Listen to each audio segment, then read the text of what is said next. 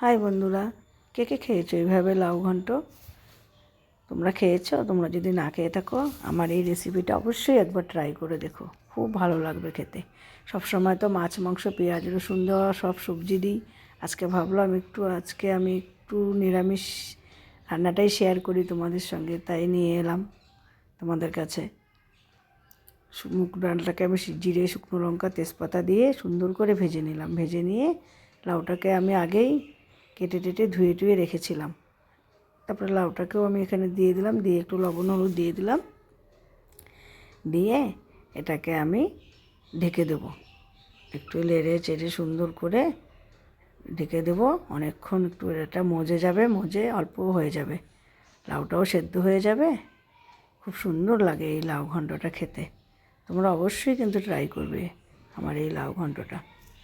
আমি যা রান্না করি ঘরে তাই তোমাদের সঙ্গে শেয়ার করি, তাই তোমাদেরকে দেখাই একটু ভিডিওর মাধ্যমে। একাতে ক্যামেরা ধরি, একাতে ভিডিও করি।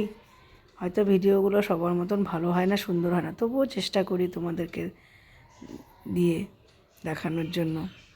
ভালো লাগলে একটা লাইক, কমেন্ট, শেয়ার করবে, একটু সাবস্ক্রাইব করবে আমার চ্যানেলটাকে। তোমরাও আমার পাশে থেকো, আমিও তোমাদের সবার পাশে থাকবো। এভাবে আমরা সবাই এগিয়ে যাব। ভালোবাসা দিলেই তো ভালোবাসা পাওয়া যায়, বলো।